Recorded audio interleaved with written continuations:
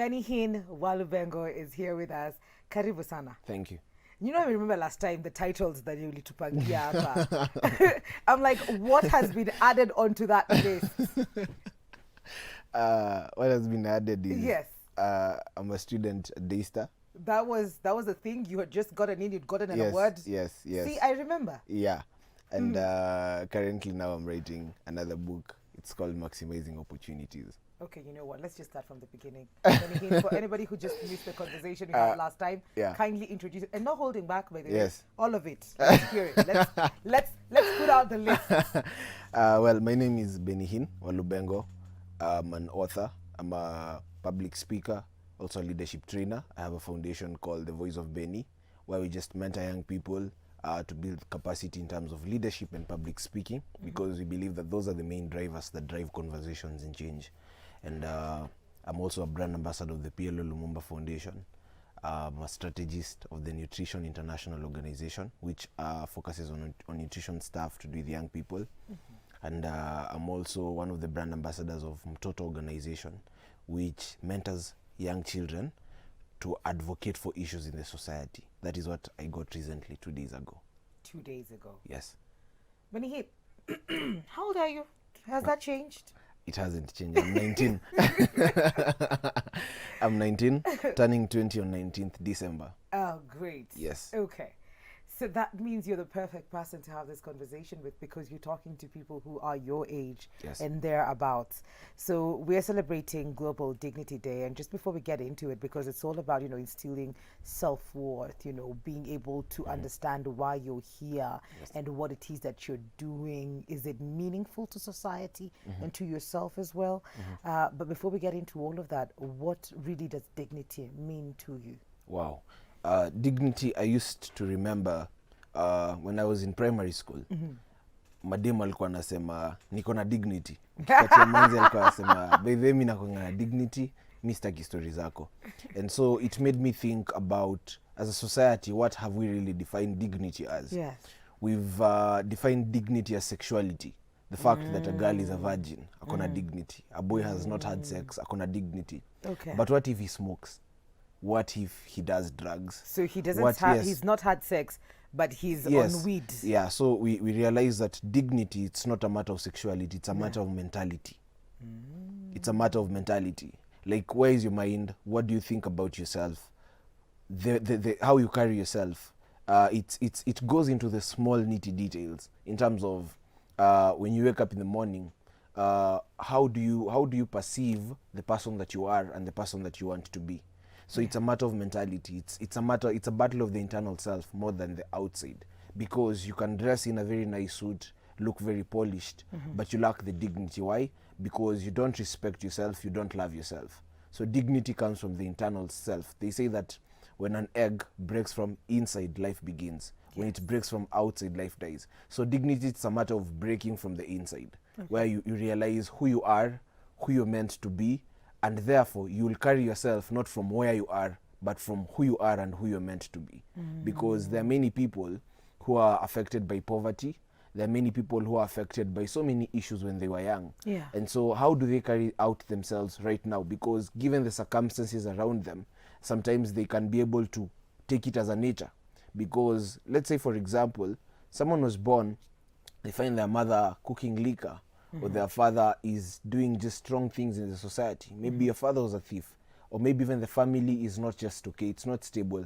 We have many people who are born from single parents, as per now as you're talking. And maybe these things can affect a person and they lose their dignity. And so it comes from a place of who you are meant to be, not who you are now. So you carry yourself from who you are meant to be. For example, I want to be president. So I carry out myself like the president, not even now. Because sahi mimi nikakijana nimesota and all that. So sahi nikijibeba kama mse amesota, nitahata. So I have to always implant the idea that, you know what, I'm a president. So I carry out myself as a president. So kuna places siwezi jipata. Because I'll ask myself, prozone za jipata hapa zi. So acha nijitoe. There are things I can't even eat. Nasema zi, hii si diet ya president. So hiyo mchezo ya kukula mtura kwa njia nilibidi nimeacha. So niliona hapa nitachoma. So I have to carry out myself like the president that I want to be. Okay, Yes. okay. And I like what you put out there about, dignity and how we look at it, how the society has put it out there. When you see a gentleman or a lady who's just dressed nicely, you'll be like, oh, she's dignified. But then we don't go further to think about what commitments we've put in our lives and we are holding on to them, because that also goes to show that we are committed and we are dignified in these things. Yes. So it comes from really deep inside. And actually, when you're here, there's a quote I've just gotten in my head. Okay, please. It says, Yes. a well-maintained, let's use a small car that people can relate with. A well-maintained Mazda Demio is perfect than a poorly maintained a well-maintained Alto Yes. is better than a poorly maintained Mercedes. So you can look very well as a Mercedes, but you're poorly maintained. So the engine has no capacity to move. But there can be a well-maintained Alto that has a capacity to move faster than the Mercedes. So it's a matter of the engine, not the appearance of the car. So the engine is the internal self. That is so true. Yeah. When I was growing up, there was, I don't know, it was a high form of discipline. There was a high form of discipline, Yes. compared to now. And I don't know if it was misled, but I still feel that it's not there anymore. There was no way. So back then, matatu ilikuwa ya kujavel. Yes. Unasimama. And any time as a child, I'd see an older person get into the car, into the matri. Yes, Imam. Smama, by the way, you don't look at your parents asking Awambi. because that is the thing to do. Yes. Nowadays, I see that has sort of like deteriorated. And I'm not saying kusimama too. The way we treat people who are older than us, the Yes. the elders in the society, we don't do that anymore. Or probably the younger generation doesn't do that anymore. It's just like kila mtu ajisaidie, kila mtu move on. Do you think it is something that still needs to be instilled in them, or have things changed, and what have they changed to? Well, they say that character is cultivated, That's true. and therefore you can be very good in so many things, but character is something that you cultivate every day. Okay. Now we ask ourselves, what's the difference between that time that you said and now? And so there are many factors that influence. Let's dig deeper. Okay. One, in fact, the word dignity, from the Greek, it means dignitas. Dignitas means digging within self. So it's a matter of you sitting down and digging within self. And even Nelson Mandela wrote in a book called A Conversation with Myself. When he was in prison, he wrote that I'm not a saint unless you define a saint as a sinner who keeps on trying. Meaning this guy sat down and he looked at the many mistakes he has made. Because Nelson had 4 marriages. He had so many mistakes that he had made. Yes. And he sat down and said, I have made many mistakes. And therefore, dignity also needs you to take a posture and sit down and realize, you know what? There are many mistakes I can make.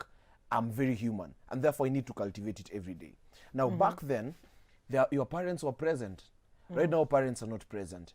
Parents are focused on chasing money. Parents are focusing on looking for a future for their children. And therefore, they spend very minimal time with their children. And therefore, that's also a factor. Then number 2, who is influencing the society? When you look back at the Greek ancient times, they were able to shape many conversations in the society through 3 things: philosophy, religion, and art. And that influenced the society. Now in Kenya, currently, sometimes back, there's something called nga that is going on. You see, that tells you that we are a society that is widely influenced by the social media. Okay. And therefore, what do you take in the social media?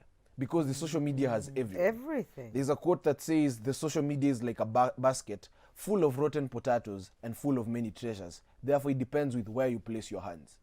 And so, you see, all these things are being influenced by different people. Yes. You can see a meme circulating within 24 hours, and it will be known everywhere. That's a meme. Yeah. But news doesn't circulate as much as a meme. Ukiweka meme hapa na uweke news. So like, People don't know even about the BBI. People don't know about 2022. People don't know about the economy. People don't know about science. But you know about memes a lot. Nikisema hii memes yote tuna relate. People will laugh. Actually, in my public speaking, whatever, I use memes as jokes. Naonanga kila mtu anacheka, najua hao wote wamerelate. Yes. But when you give facts, it's only 1% that know. And so you'll realize that the things or the factors influencing the society are not like the ancient times. during your time, it was your parents, it was music, and remember there was good music at that time. Right now, someone can sing anything. I'll just wake up. You know, if I want to trend, let me just wake up and go to studio, nipange mavokali, niseme tukaenda, tukapiga sherehe, baada ya kupiga sherehe, tukachukua udem, tukamvuta haga. You know, I just have to panga statements, and then watu waseme zi ngoma yako ni kali, wengine waseme ngoma ni ufala, na ikule views na ni trend, you know. That is why we have exalted that culture. And therefore, the systems that are influencing the society also determine in terms of how young people perceive things. And when you look at social media, what is on social media? Social media exalts pride. They say that the failure of success is pride, the success of failure is humility. The failure of success is pride, the success of failure is humility. Who shows their failures on social media? Nobody. We are all perfect, no? Yes. So you see, we have exalted pride. So naturally, young people, the way they peak and they peak and they peak and they peak, we end up picking so much of pride, internal self. And therefore, when you exalt that internal self, even the outward will show that nature.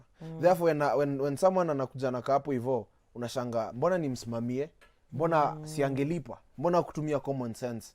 Kwani si even hata mimi si ni mtu. You know, but kitambo, you guys used to sit down and you knew that an elder person is very wise. That is one thing. Na mlikuwa mnajua an elder person, there's an authority that they carry. But right now, in our internal self as young people, we don't really respect that. We know that, we know everything because knowledge is everywhere, one. Number two, the people that we perceive, the way you perceive success.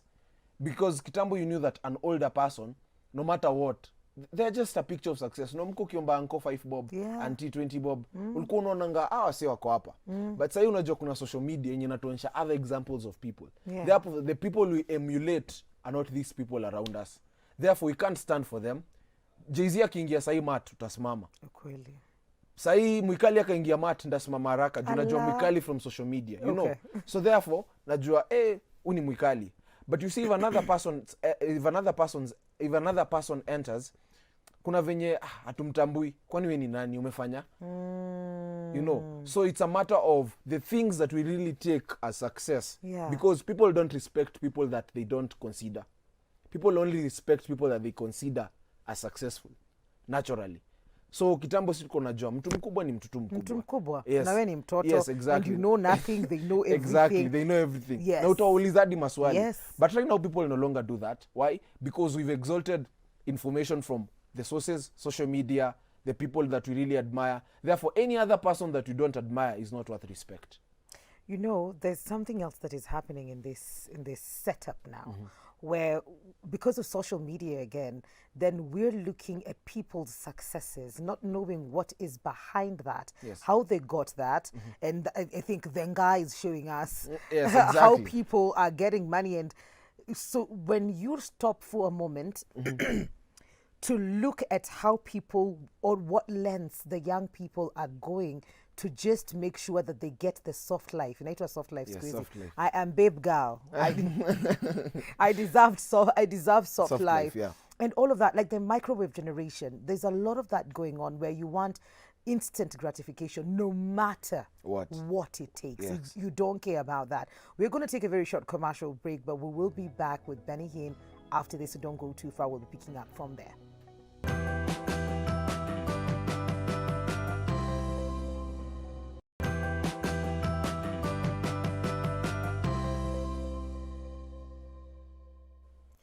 Welcome back to Full Circle with Mwikali. A very good morning to you. Thank you so much for joining into the conversation. Remember, you can send in your questions, comments, opinions, 111 That is our SMS line, and it's just going to cost you a shilling to do that. Switch TV KU on Instagram, Switch TV Kenya on Facebook. We have BennyHinn while we're in the building.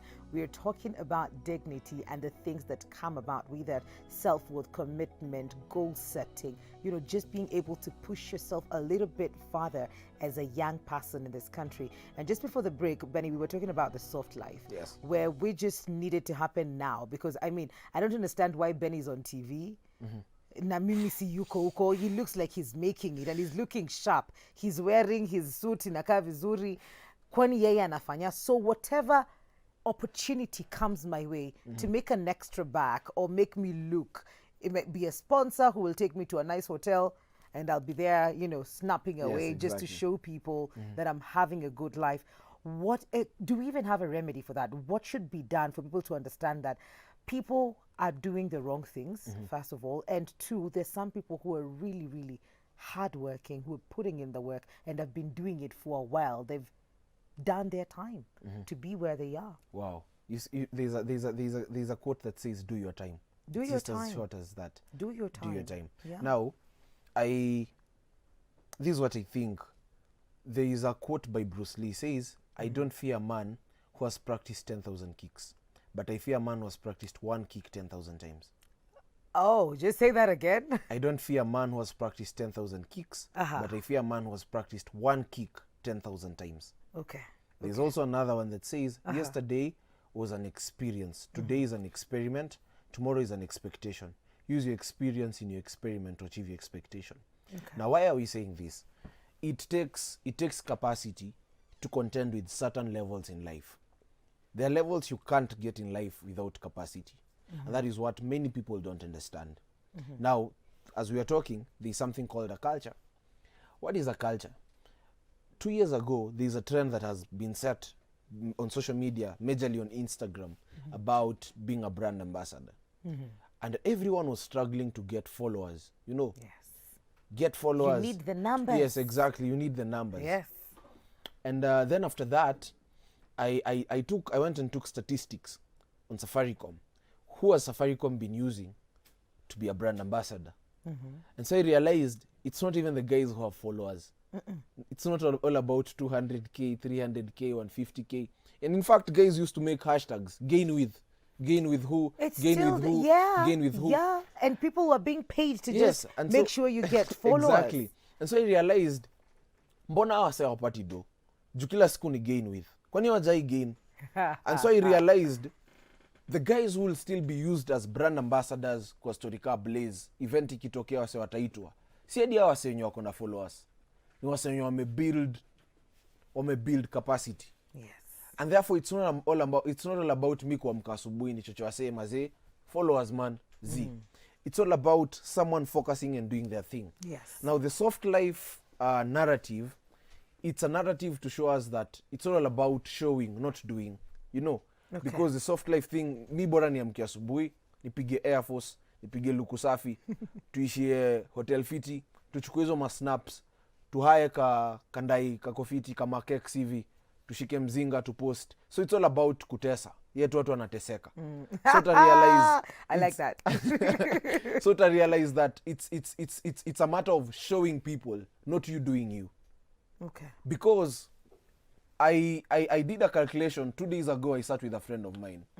And tulikuwa tumekaa chini, we were just having a conversation. So nikamuuliza, bro, hii wiki mzima umekuwa unakata. So acha tupige calculation. And we took a calculator. Kamwambia, Monday ulikata mzinga gani? Akaniambia Macmohan dongapi? Ulitumia 1,000. Tuesday ulikata mzinga gani? Akaniambia nikata best. Best dongapi? So 8. Tuka calculate wiki mzima alikuwa ametumia 4,500.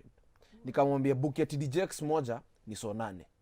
Hii tai nilikuwa nimevaa tai na pocket square. Hii tai ni 3 so. Accessories yenye nimevaa ni 3 so. Shati nimevaa, hii shati ni punch. Tuka calculate naye, nikamwambia hadi hivi hatu nimevaa, hivi hatu ni 2K. Nikamuuliza, sasa bro, ndatoka hapa hivi na fair tuseme nimeenda ku network kwa meeting, because I believe that every young person needs to invest in mentorship. And what is mentorship will cost you a lot of money, because you'll be traveling, you'll be trying to look for people.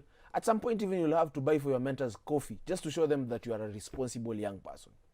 Nikamwambia, so ukianza kusema mimi nimeomoka ama mimi niko lucky, is it true? It's not true. No. Why? Because you had a chance. Money gave you an opportunity. Time gave you an opportunity. Your gifts gave you an opportunity. Boy wanaimba. Nikamuuliza, how many hours have you taken this week just to practice, to perfect your skill? Yeah. Akaniambia, sijatake. Nikamwambia, so sahi ukapata show. Nikamwambia, ukipata sahi show moja moto, na ufike place yenye mmeka hivi wase wengi wenye mko fiti, uko show utashine bado. Juu hapa hivi unashine wase joana your gift. Yes. But ukifika place yenye wase wako na gift ka yako, will you still be outstanding? Tukarizon naye akaniambia yenyewe, man nimekuwa nafanya ufala. Nikamwambia, it gets to a place in life whereby it's all about a gift. It's all about perfection of skill.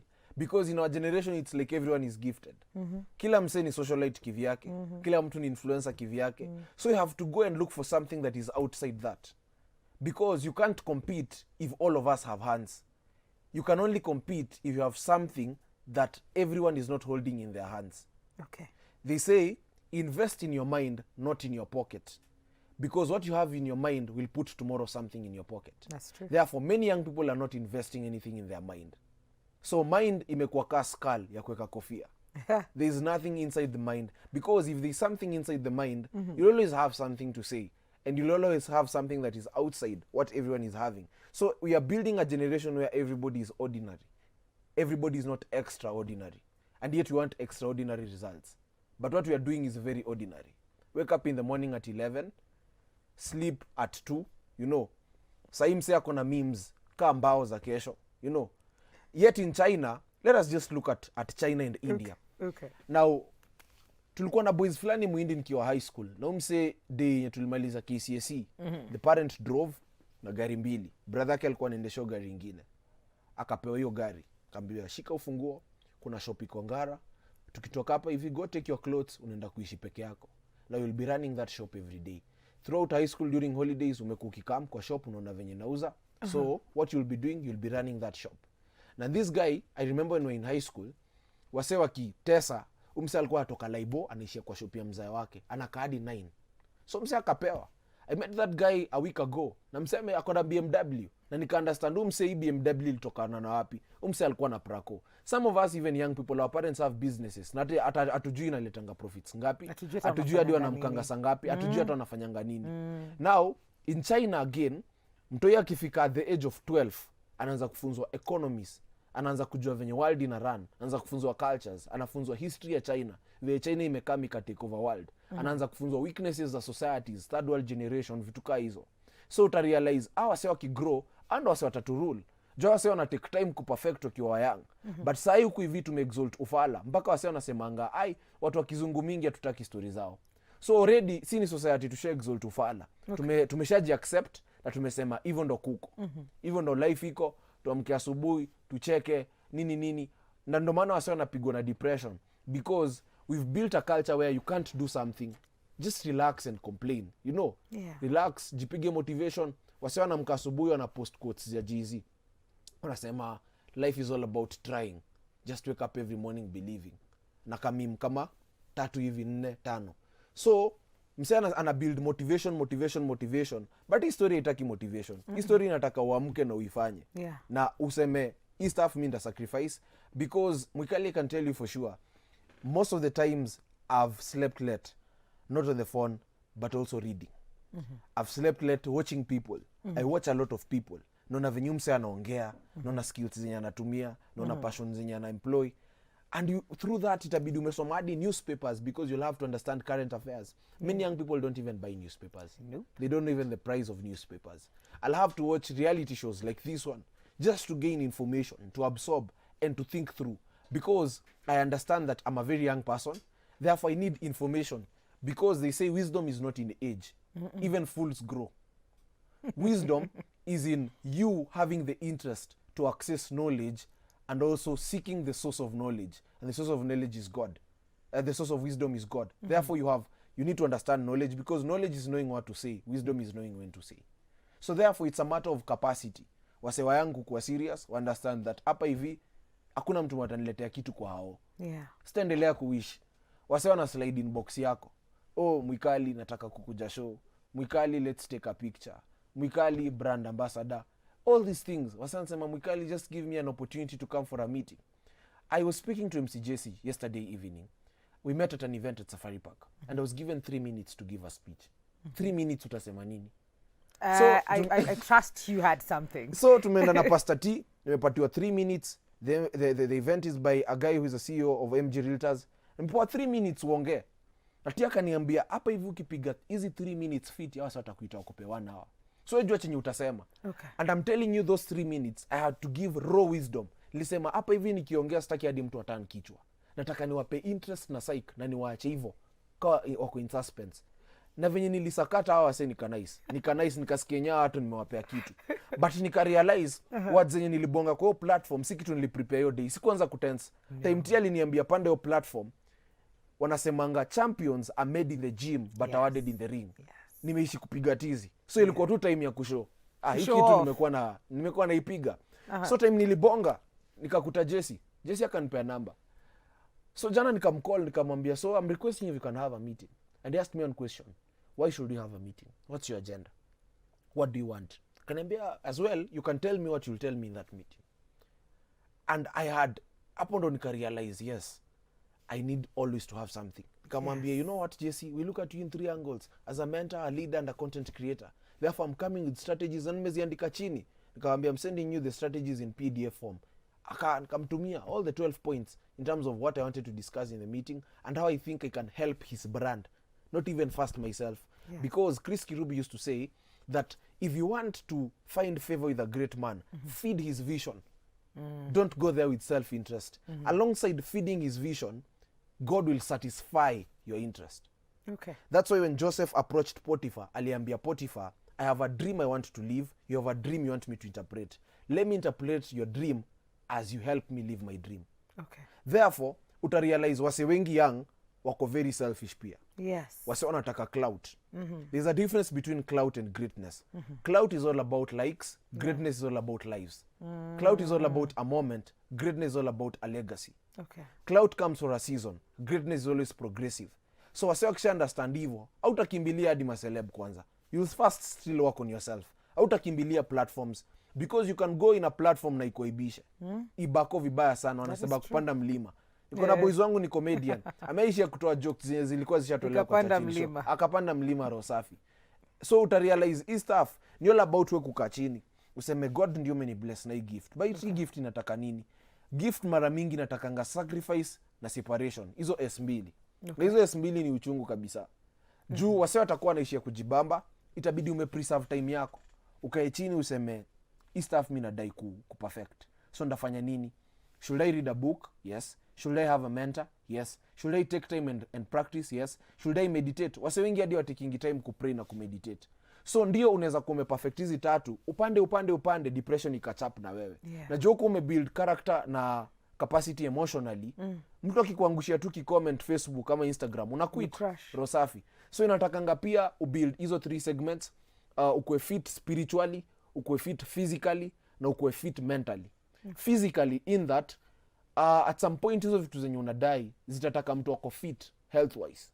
Kufocus zitataka mtu wako fit in terms of hawezi choka. For example when ni MC unaweza enda event ipige 5 hours ama 6 hours na ujai build capacity physically, utacollapse hapo hivyo. So inataka ukue fit physically, uko na workout ndo maintain hadi your focus, uko na kula fruits, uko una make sure that uko fit physically. Then mentally uko una access knowledge.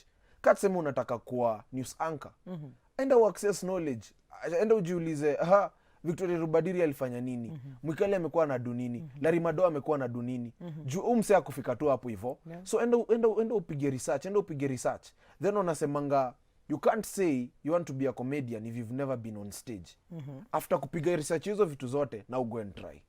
Because trial is also a hard part by itself. So I think the part that they really skip is the one that you need to really work on yourself. Yes. And in probably kuna kongana ni kama nimejipatia inaitwa nini? Ni kama nimejipatia timeline ya how in my head this thing should work. Like sasa nimeshamaliza kole. That is all that is needed sasa ningie kwa world. But then there's a lot that needs to be done for you to be able to get to that place. Yes. There are late nights. You remember when we were kids, ulikuwa unaambiwa wewe tu amka saa hizi ndio ulale in future. Yeah, but then that's a lie. Yeah. There's no sleeping. Because you keep building yourself, And that is why when you were given 3 minutes, then you were able to do something with the 3 minutes because you have been working on it. Actually, wacha nikupigie mriba ingine. So, there's a guy, kulikuwa na sheep, So, hii sheep ilikuwa imekwama kwa dock for 6 years. Wameita maengineer watengeneze wameshindwa. So, mse fulani akatokea akasema mimi naweza tengeneza hii stuff. Okay. Akachukua nyundo, akagonga place, akaambia captain, try kuwasha. So kuwasha hiyo ship ika move. So akamuuliza now we want to pay you, how much do we pay you? Akasema $20,000. wakamuuliza what's the criteria, tuwezi kakulipa $20,000, that's too much, tuandikie criteria. Akaandika $2 for holding the hammer and knocking, 19,998 for knowing how to knock and where to knock. Akasema hii kitu mnasema imenichukulia this number of minutes, it's taken me 2 years to prepare just to know this thing. Yes. So unaweza ona moment moja imereveal mse. Jalango si aliingia tu kiss, akakapiga na akaingia hivyo. Mse hajasoma mass communication. So wase wanaangalia Jalasa na Tesa Instagram. Wasema nataka kwa kau mse. But I realize mse ndo hii moment moja i show up. Wanasema luck is when opportunity meets preparation. Yes. Therefore, hii stuff ina take more of preparation. Ju David, tukitumia example ya David, by the time mse alikuwa na show up kupigana na Goliath.